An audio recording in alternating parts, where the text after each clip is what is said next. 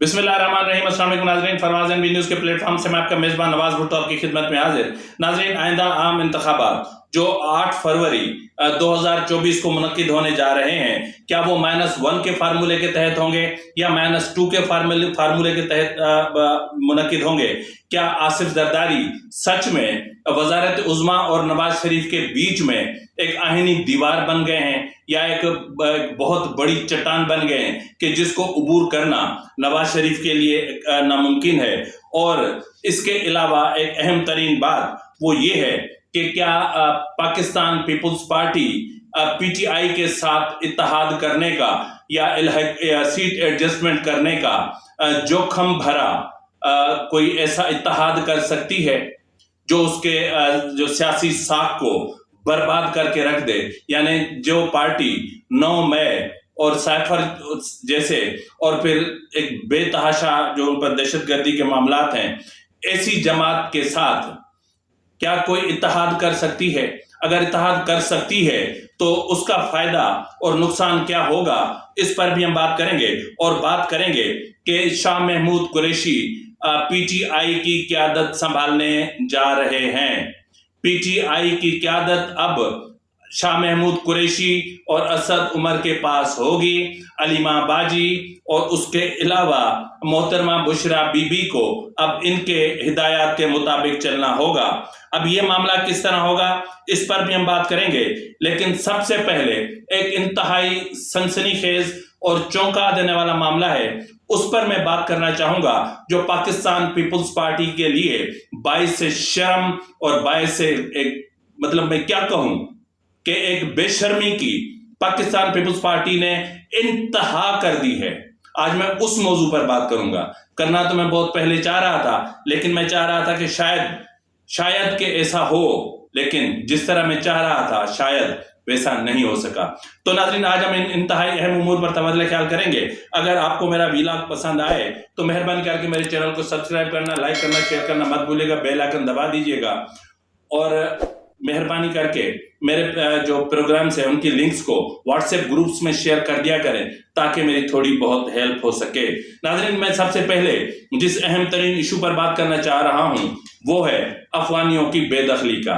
जब अफगानियों की बेदखली की तारीख दी गई थी उस वक्त पाकिस्तान पीपुल्स पार्टी खामोश थी, जबकि पाकिस्तान पीपुल्स पार्टी की मकामी क़यादत कराची में अफगानियों, बंगालियों, बर्मियों, बिहारियों को पाकिस्तान की शहरियत दिलवाने में खुफिया तौर पर मुलविस रही है।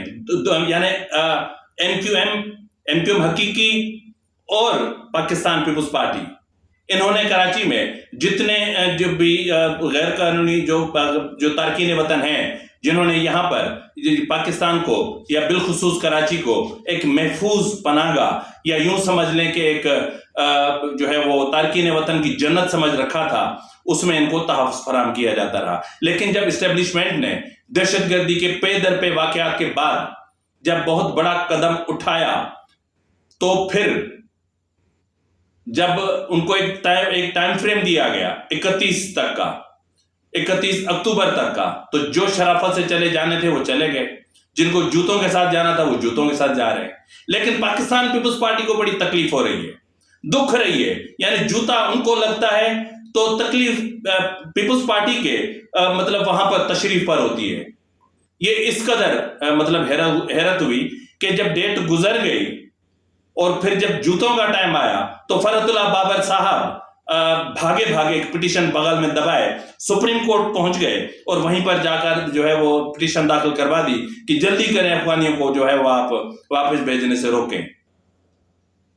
फरहतुल्लाह बाबर साहब आपकी कैद शहीद मोहतरमा बेनजीर भुट्टो के कत्ल की ताने बाने काबुल से मिलते हैं। आप लोगों को तो उस वक्त भी शर्म नहीं आई थी जब आपने ऐसे शख्स को वजीर कानून तस्लीम कर लिया था जो आपकी कैद मोहतरमा बेनजीर भुट्टो के कातिलों का जो केस लड़ रहा था, यानी आजम नजीर तारड़। आपने उनके साथ इत्तेहाद करके और उन्हीं की काबीना में उनके सामने बैठकर आप बात करते थे। आपका क्या कहना है सर जी? आपकी तो अजीम तारीख है, मैं क्या कहूं। दिल करता है कि आपकी अच्छाइयां गिनवाऊं, لیکن سندھ میں جو اربوں روپے کی کرپشن ہوئی اس کو میں کہاں لے جاؤں؟ تو بہرحال اس وقت یہ معاملہ سپریم کورٹ میں انہوں نے پہنچا دیا. اب سپریم کورٹ کب ٹیک اپ کرتی ہے کب نہیں کرتی یہ تو اللہ بہتر جانتا ہے. لیکن پیپلز پارٹی اپنے طور پر اپنے آپ کو ننگا کر چکی, پیپلز پارٹی اپنے آپ کو برہنہ کر چکی. کیا پاکستان پیپلز پارٹی نہیں جانتی کہ کراچی میں جو بد امنی کا بنیادی جو سبب ہے وہ یہ افغان بستیاں ہیں؟ کیا پیپلز پارٹی نہیں جانتی کہ افغان بستیوں میں اسلحہ کرائے پر ملتا ہے؟ کیا پیپلز پارٹی نہیں جانتی کہ شارٹ ٹرم کڈنیپنگ افغانیوں کا کام ہے؟ کیا پی ٹی آئی کیا پیپلز پارٹی نہیں جانتی کہ ٹارگٹ کلنگ کے جو تانے بانے ہیں وہ افغان بستیوں سے ملتے ہیں؟ رینجرز ہو پولیس ہو افغان بستیوں میں نہیں جا سکتی, یہ افغان بستیاں ان کے لیے نو گو ایریا بنی ہوئی ہیں. کیا ریسنٹلی آپ نے نہیں دیکھا تھا جب سندھیوں کے ساتھ ان کا کلیش ہوا تھا تو کیا ہوا تھا سوراب کوٹ پہ؟ آپ اس وقت آپ تو دم دبا کے بھاگ گئے تھے نا. فرحت اللہ بابر صاحب, آپ کی پارٹی, آپ کے قائد, آپ کے رہنما, آج آپ بات کر رہے ہیں کہ افغانوں کو کیوں بھیج رہے ہیں؟ کیا ہم نے کوئی ٹھیکہ لیا ہے؟ اب 50-100 افغانی جا کے اپنے گھر کے لان میں بٹھا دیں نا. پیپلز پارٹی کے جہاں جہاں سیکریٹریٹس ہیں, ڈسٹرکٹ آفیسز ہیں, وہیں جا کر آپ ان کو آباد کریں نا. بٹھائے نا 20-20, 25-25 کو, 50-50 کو. ایک فتنے کی آپ اتنی حمایت میں اس حد تک گر جائیں گے, یہ ہمیں اندازہ نہیں تھا. کرپشن کی بات ہضم کی جا سکتی ہے, کر سکتے ہیں ہم, خدا کی قسم ہم کر سکتے ہیں. لیکن ہماری دھرتی پر کوئی وار کرے, ہماری دھرتی پر کوئی قبضہ کرے, ہماری دھرتی پر کوئی آ کر ہمارے ملک کے قوانین کو روند ڈالے آپ جیسوں کی مدد سے, یہ ہم برداشت نہیں کریں گے. نہیں, قطعاً نہیں. بابر صاحب, ایسا نہ ہو کہ آئندہ کے عام انتخابات میں سندھ سے صرف اس ایک ایشو پر, افغانیوں کے ایشو پر, آپ کو, آپ کی پارٹی کو بہت بڑا نقصان اٹھانا پڑے. اس لیے ہوش کے ناخن لیں, جائیں اور پٹیشن واپس لیں. یہ ملک اور قوم اور اس قوم کے بچوں کے حق میں بہت بہتر ہو رہا ہے, ہونے دیں, گندگی نہ کریں. بہرحال ناظرین, اب ہم آتے ہیں اپنے مین مدعے کی طرف. تو مین مدعا یہ ہے کہ اس وقت آپ کو پتا ہے کہ آصف علی زرداری نے واضح طور پر کہہ دیا ہے. اس وقت ایک ٹویٹ بھی آپ کی اسکرین پر ہوگا, ایک لائن کا ٹویٹ ہے جس میں آصف زرداری نے کہا ہے کہ اگلا وزیر اعظم پاکستان پیپلز پارٹی سے ہوگا. اور گزشتہ روز انہوں نے کہا تھا کہ نواز شریف کو ہم وزیر اعظم نہیں بننے دیں گے. یقیناً آصف زرداری نے مس کیلکولیٹ بہت ساری چیزوں کو نہیں کیا ہوگا. ان کی کیلکولیشن ہوتی ہے, وہ ہوا میں تیر نہیں چھوڑتے, وہ سوچ سمجھ کر تول مول کر بولتے ہیں. ان کو پتا ہے کہ لفظوں کی اہمیت کیا ہوتی ہے. تو اس لیے انہوں نے یہ جو بات کہی اس کے پیچھے ایک بہت بڑا مقصد ہے. وہ کیا ہے وہ میں آپ کو ضرور بتاتا ہوں. مسئلہ یہ ہے کہ اس وقت جس طرح الیکشن کی تاریخ آ چکی, یہ آپ کو پتا ہے, 11 سے 8 ہو گئی. اب پتہ نہیں آج سپریم کورٹ 8 کو 11 کرتی ہے یا 11 کو 8 کرتی ہے, یہ میں نہیں جانتا, لیکن دیکھتے ہیں کہ کیا ہوتا ہے. یا پھر سپریم کورٹ اس معاملے میں ٹانگ نہیں اڑاتی اور وہ 8 کو ہی اوکے کر دیتی ہے. تو بہرحال انتخابات تو ہو جائیں. کہتے ہیں نا کفر ٹوٹا خدا خدا کر کے, تو خدا کرے کفر تو ٹوٹے. ایک جو عدم استحکام کی اور ایک عدم اعتماد کی سی فضا چھائی ہوئی ہے, اور ہر کوئی اب بھی کیا ساریاں ہو رہی ہیں کہ الیکشن ہو رہے ہیں, الیکشن ہو رہے ہیں. پھر یہ کہ نواز شریف وزیر اعظم ہو رہے ہیں, نواز شریف وزیر اعظم ہو رہے ہیں. تو آج میں آپ کو بتا رہا ہوں کہ آئندہ عام انتخابات -2 کے فارمولے کے تحت ہو رہے ہیں.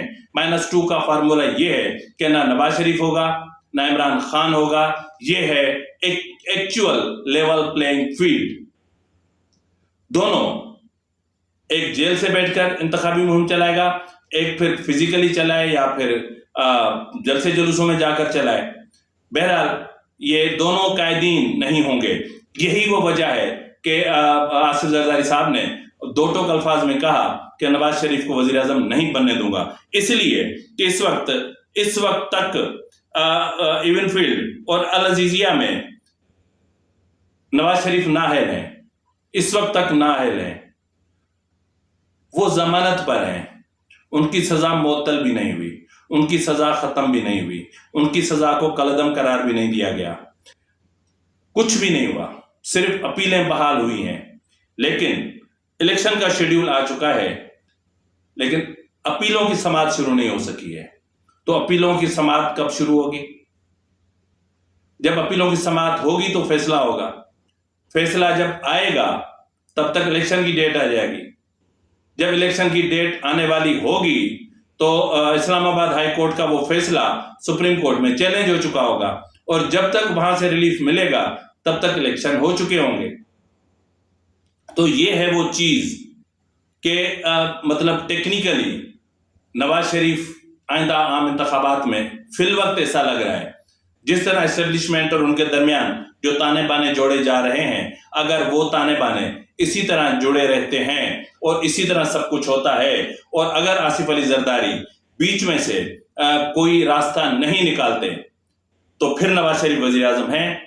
لیکن مسئلہ پھر بھی وہی ہے کہ پی ایم ایل این کو زیادہ سے زیادہ اگر اسٹیبلشمنٹ نے کرم نوازی کر بھی دی تو سمپل میجارٹی دیں گے، 2/3 میجارٹی کے خواب دیکھنا نواز شریف صاحب بھی چھوڑ دیں۔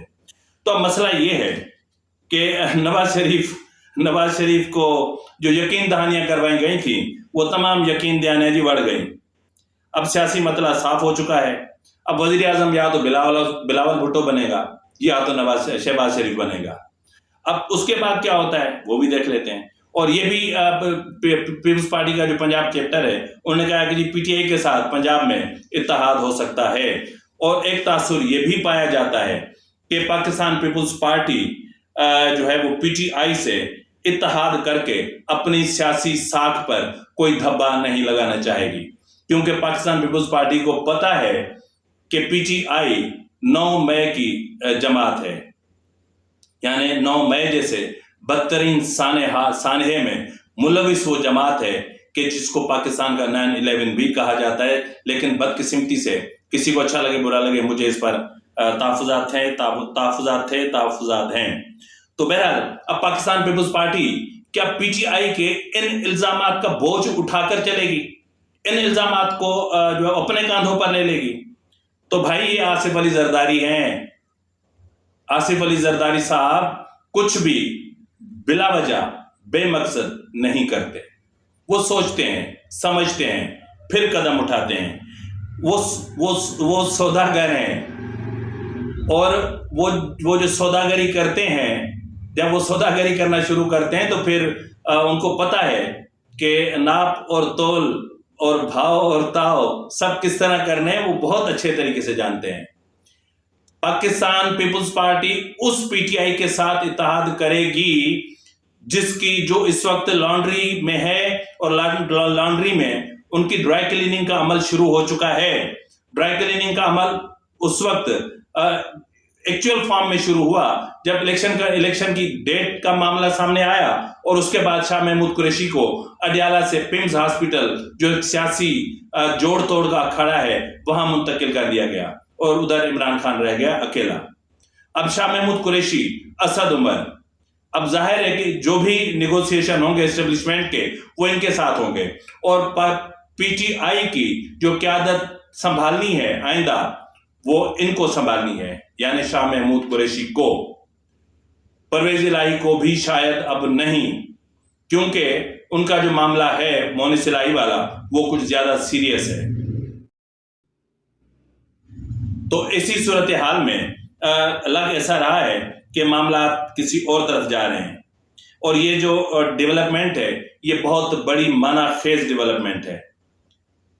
یعنی یوں سمجھ لیں کہ عمران خان مائنس، نواز شریف مائنس، اس کو کہتے ہیں ایکچوئل لیول پلینگ فیلڈ۔